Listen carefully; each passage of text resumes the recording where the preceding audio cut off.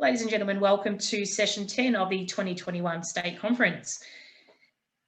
This presentation is entitled Secretary Support, and it is brought to you by Julie Green, Finance, Governance and Risk Manager, Taylor Perry, Membership Programs and Merchandise Coordinator, and Kim John, E-Commerce and Technology Manager. In tonight's session, we will be discussing the Secretary's role within a Little Athletic Centre, the importance of time management and delegation, and the value in support networks and documenting the Secretary's role. What is the Centre Secretary's role? Within our Little Athletics community, we're extremely fortunate to have a number of outstanding, long-serving secretaries at centres across the state, all of whom could definitely outline this role better than I. Notwithstanding, the role of the Secretary is one of the most vital roles within a centre. Secretaries are like the heartbeat of a tree that feeds the many branches. The Secretary's role is essential to the key efficiencies and functioning of a centre committee. The Secretary acts as the official contact for all matters relating to the centre. They are responsible for maintaining essential records and administration requirements. They are the gatekeeper for all correspondence through the centre's email and, in some cases, phone calls. They hold the responsibility to ensure meetings are effectively organised and minuted for future reference and personnel. They are also required to uphold the legal requirements of governing documents, including the centre's constitution or model rules, association affiliation, and consumer affair requirements. Secretaries are what keep the wheels in motion, but where does one start when they're new to the role? What is the Secretary's role? Where to start when you first become the Secretary? Organise a date and time for handover from the outgoing Secretary. Where possible, this is incredibly important in securing as much information that may not be documented. Take notes and ask questions. You are the Secretary as soon as the AGM committee meeting at which you're elected or appointed to has taken place, not necessarily when you get the handover from the outgoing Secretary. For Victorian centres, in order to update Consumer Affairs Victoria with a change of Secretary, you'll need to create your own MyCAV account. This should be done within 14 days of your appointment. You will also be required to lodge an annual return within a month of the AGM. For centres in New South Wales, it's the public officer who is legally responsible for the centre's official contact with the Office of Fair Trading New South Wales and reporting in that department. Region secretaries have the same duties apply, except that our regions are not incorporated, and it's LAVic's Regulation 4 that applies in lieu of Regulation 6. Gaining access to administration systems, social medias, post boxes and facilities. Contact the office so we can update contact details for the centre. We may ask for a copy of minutes where you've been elected or appointed in order to make the necessary updates. With regards to emails, game day, timing solutions, obtain access to these credentials as soon as you can. With email, familiarise yourself with mail that has come in recently to ensure it has been actioned. Set up folders applicable to how you best need to manage the centre. Please note password updates are recommended and mail forwarding is available. Familiarising yourself with the mailbox allows you to create a mind map of correspondence that's come through at different times of the season to assist with your planning. Check the users in game day and timing solutions to make sure committee members that have moved on are removed or their profiles have been adjusted, even if their position has changed. Notify stakeholders of your appointment and any other changes to key committee roles. This can be done with an email and then a follow-up with an introductory phone call. Familiarising yourself with LAVic resources available on the LAVic website, lavic.com.au, and our centre, ourcentre.com.au. With bank accounts, identify if signatories need to be changed and what is the process involved to have this taken care of. And finally, in conjunction with the Centre President, plan the next committee meeting and meeting calendar. Please feel free to expand your ideas experience on more than you feel might be more important to share with new secretaries when we move to our Q&A session at the completion of this presentation. Time management is the process of organising and planning how to divide your time between specific activities. Good time management enables you to work smarter, not harder, so that you get more done in less time, even when time is tight and pressures are high. Plan the goals the centre wishes to accomplish with your committee, who will carry out those goals, then identify some key focus areas. The areas that need to be planned are considerable, and you may feel that at the start of all of this, all you're doing is coordinating planning. But this is one of the simplest and easiest ways to get everything done. Focus areas initially should be scheduling committee meetings and the club AGM, financial planning, recruitment of volunteers, recruitment of coaches, returning members and new athletes, facility access, training and competition requirements, social activities and fundraising activities. I'll elaborate on each of those points just now. Scheduling committee meetings and the club AGM. The more you plan and let people know your expectations, the better the outcome will be. There's no reason not to set your committee meetings and AGM for the whole season all at once. This means that committee members are able to schedule their time in their diary. Locking in your AGM date at the start of the season means that you can be continually referring to it throughout the year and setting the expectation that members are to attend. As the Secretary, it's important you ensure this information is communicated to all committee members. Financial planning. Although the Secretary's job is not to financially manage the club, they should work close with the Treasurer to communicate information to the committee and other key stakeholders. One of the most important tasks to be completed at the start of each year is preparing budgets and cash flow projections. Ensuring these two financial planning tasks are undertaken will ensure that the committee has the financial information it needs to plan the season. Some centres may not undertake budgeting and financial management to their detriment. It also means for the committee that they have no idea how the club is travelling or will travel financially throughout the year, which inevitably creates a huge amount of unnecessary stress and often conflict within the committee. Recruitment of volunteers, coaches, returning members and new athletes. Together with the committee, following the club rules, seek to appoint people to key roles of the centre as early as possible. Make sure there's a reference point to position descriptions and that they have been reviewed and updated. Seek assistance if you don't have access to this information. Establish the coaching requirements for the year. If you need to recruit coaches, then ensure time is spent to determine exactly the type of coach the committee want. The earlier the right coaches are appointed, the better it is for the centre. Ask the question with your committee, how are athletes recruited to your centre each year? Do you expect to have the same numbers required or do you want more? Don't just assume people return to the centre year on year. Make sure you invite them back. Continually promoting the centre and why they should return. This should also be extended to new members to join. Review or request assistance on reporting documents for membership to see if there is a decline in a particular age group or gender, which might need attention, or focus based on trends of previous seasons. Facility access. Demands for facilities are getting fiercer every year, so it's vital that your centre identifies its training, competition and socialising facility requirements and secures this space as early as possible. Sometimes centres miss out on facilities because they simply are not organised early enough, or councils have a designated period of time where applications are processed, which result in the outcome not being so favourable. So if your centre uses council facilities, then contact them as soon as possible to learn their application processes and deadlines. Competition and training requirements. Work with your coaches. Establish training programs, especially pre-season training. This should be done as early as you can so everyone is aware of the program schedule. While locations may not be known or even the format of the training finalised, if people know as early as possible of dates and times, this gives them the best opportunity to be able to attend and be prepared. Social and fundraising activities. Centres often undertake the same fundraising and social activities each year, so incorporate these into your club's pre-season planning and schedule as early as possible before the season. Include key dates such as date membership subscriptions to be paid, season launch dates, dates for major social events for the year, even though you may not know the event format, dates for major fundraising activities, even though you may not know the format as well. For example, raffles or chocolate drives. Dates of presentation days or evenings.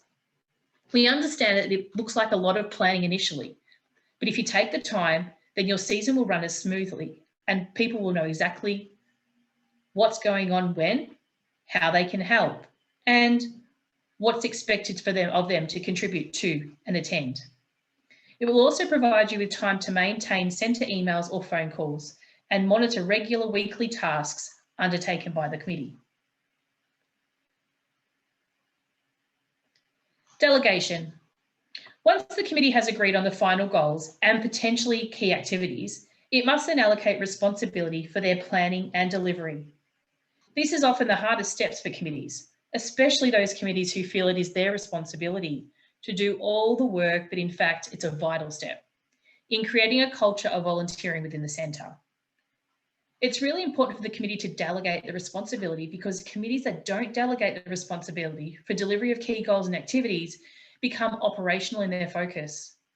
These committees then find it very difficult to deliver strategic, long-term objectives. Generally, goals, tasks, activities or responsibilities can be delegated to one of the following parties: an individual or group in the centre, a subcommittee, an external or third party, or committee member or a specific committee group. Delegating effectively to a position within the club. This could be an individual or group of individuals within the centre, such as a coach, chief official, or an age group manager. Characteristics of successful centres is having a very clear understanding of the roles within the club and a very clear expectation of what is required for each role. Ideally, these expectations are clearly documented in position descriptions and available for new people recruited to the role. The benefit for people coming into the role is that they have a very clear understanding of what is to be achieved and how the committee would appreciate the role to be fulfilled. Examples of position descriptions can be found on our centre website and also on the sports community website. Links will be available to each of these at the end of the presentation. When delegating a task to a position within the club, it's very important to cover not just the task to be completed or the goals to be achieved, but things such as the process to be followed, the level of authority that has been delegated, and prior to commencing, present the strategies to be undertaken and the implementation plans. For committee reviews and approval, have a formal measure for the task to be undertaken so that regular updates can be provided. Subcommittee or a collective group of committee members. When creating a subcommittee, it's really important that you give the subcommittee clear objectives and guidelines as to how the subcommittee will operate. This is often referred to as the subcommittee's terms of reference and encouraged to include such things as a clear definition of what's to be achieved and by when, set a realistic date, the process to be followed, including recruiting your subcommittee or team, finalising the level of authority that has been delegated to the group, having the group present a plan and having it sanctioned by the committee. Follow up on the status of the task being undertaken by the subcommittee, keeping minutes as a record of the arrangement. If the subcommittee or position within the club has documented their plans and presented them to the committee for sign-off, it becomes easy for the committee to monitor the progress of the subcommittee or position, as they simply report on their progress compared to the original plan. If they're on track, all good, but if they are behind, then it's easy to identify a delay early and put in place measures to ensure the goals or tasks will be delivered as planned. It's easy to delegate tasks, but it takes time and thinking to understand exactly what you're delegating, how you want the person to undertake the task, and detailing how the committee will remain informed of the progress. The challenge is for the committee to delegate tasks, goals, activities, and responsibilities in a way that sees them undertaken successfully or the goal achieved.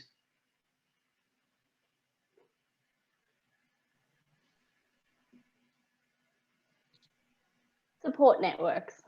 With great responsibility comes a great to-do list. As Kim has just outlined, there are a few ways to keep on top of such an important job that at times can feel overwhelming and outright exhausting. Having a good support network can be vital in preventing burnout and feeling like everything has been left for you to do. If you're feeling disorganised or frustrated or would simply like to learn from others with tips and tricks to manage the secretary role, please consider some of the following options for support. Firstly, the LAVic office. Myself, Kim and Julie speak to secretaries and committee members from across the state almost every day. There's a very high chance we have heard from another centre dealing with a similar challenge or someone who has faced the same issue. If you're feeling stuck, please don't hesitate to contact us. Even if we don't have the answer straight away, we'll do our best to find you one. Region secretaries would be another great way to seek support. Many of our region secretaries began as Centre Secretaries and have been involved in the Little Lass community for a number of years. There's a high chance they can understand what you're dealing with and offer their assistance. Similar to region secretaries, we have over 90 little athletic centres under LAVic. That is at least 90 other secretaries trying to complete the same weekly centre tasks as you. As I mentioned earlier, many of these secretaries have been involved for a number of years and are a wealth of knowledge with numerous tips and tricks to help you in your role. Please don't be afraid to connect and share your experiences rather than thinking you need to reinvent the wheel. Many centres have also begun appointing assistant secretaries. This might be an extra set of hands to take down minutes or complete odd jobs or just to take phone calls, but it's also the perfect opportunity to use them for your succession planning. Is there someone at your centre who you could ask to give you a hand in your role and then maybe begin potentially preparing them to take over when you are ready to move on? In line with assistant secretaries, in general, new committee members are also extremely helpful in forming your network. Is your centre actively seeking more committee members? Would new parents feel welcomed by your committee? Try to connect with new parents or existing that are not on the committee and see if there's any chance they would assist you with a particular project rather than just asking if they'd join the committee under an official role. If they can get an introduction to the project, they may then start to feel confident and want to actually join committee. Lastly, LAVic have a private Facebook group for all centre committee members called Our Centre. It's a great platform for centres to connect with others, share personal ideas, ask questions and seek information. If you're not in this group, please feel free to email the office so we can invite you. The Our Centre website is also an extremely useful place to find templates, role descriptions, affiliation items, etc. to support you in your role. We are always actively working to update the resources on the website. So if there's something you'd like to see on there or something that you think would be of value, please let us know. Documenting your role. Now that we've established what the secretary's role is, covered what tools can be useful and where support can be found, the next vital thing for secretaries is actually documenting what you do. Being already pressed for time when trying to complete secretarial duties means actually documenting your processes tends to drop to the bottom of the to-do list. Thinking about when you first took on your role, what do you wish you'd received? Perhaps you received a great handover with a folder of notes and all the key information on where to start. However, more often than not, this isn't the case. How can we make it simpler to keep everything together and make it easier to hand over in the future? Do you keep important documents in one place, like a good old-fashioned paper folder or an online shared drive, like Dropbox or Google Drive? Having key documents online and in a shared place means all committee members can access, add, and save copies to those documents. It also means you can access them anytime and anywhere. Keeping notes on how you do things, especially if you know you're in your final year as secretary, especially notes on how to or where to find video tutorials, will not only make handing over far quicker and easier for yourself, but it means all of your hard work doesn't go to waste. The new secretary won't have to start from scratch and the centre committee can remain in a strong position. We have popped together a critical information checklist for little athletic secretaries as a starting point to emphasise what documents you should have, where they're currently being kept, and are they being kept up to date. Having access to all of these items in one place will not only make your role simpler from an administration perspective, but it will begin to form the process of documenting your role for those handovers with minimal effort. The checklist is broken down into a number of categories and may not cover every document or process that you deal with, but it is a good guide and a starting point.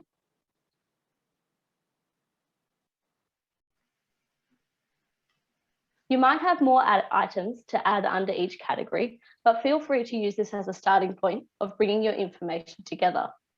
The categories include key information and credentials, such as email usernames and passwords, your centre constitution or model rules, and policies and procedures around your centre. The next one is planning. Do you have your centre strategic plan? Does your centre have a strategic plan? Is there a risk management document you should have? There's a number of items under the planning category that you may or may not have, or you might wish to add. Registers. This is with regards to documents outside of your general members. So ordinary member register, working with children's, code of conducts, etc. Meetings and minutes. Do you have your minutes in one place? Do you have your AGM meetings for the next year ready to go? The next one is financials. Although this is primarily the treasurer's role, the treasurer does need to get documents from the secretary. So working together can keep these organised. The next is website, social media, and team apps. Do you have all the credentials, the passwords? Do you know who has access to all of these? Do you have a list of who can access these, and have they been updated with new people on your committee? The next is contracts and agreements. This might be with sponsors, this might be with your local schools, your council, whoever actually runs your venue. The next one is sponsorships. If you tuned into the sponsorship session earlier in the week, you would know that documenting the agreements you have with your sponsors can be vital in them coming back the following year. So do you have it written down what your agreement with them is? The next one is memberships. Thankfully, most of this sits under the Game Day platform, formerly known as Sports TG, so it is already in one place for you. But do you have the login details? Do you know who has access? Have they been updated to the new people on your committee? And finally is the key contacts. This is essentially a list of key people that you regularly are in contact with, so that if you were unable to fulfill your secretarial role tomorrow, could a new secretary step in and go, okay, I've got everybody I can possibly find help from in one place, and is it being kept up to date, especially with regards to your venue, LAVic, your other committee members, the likes of your sponsors, all of those key contacts that you need week to week. This document will be available for download as a PDF below this video, and if you need any more assistance with it, please get in touch with the office. On screen, you'll see a list of helpful links that have been discussed or promoted throughout this session. These links will guide you through many of the processes involved as a secretary. We welcome you to become familiar with these and also contact us if you need more information.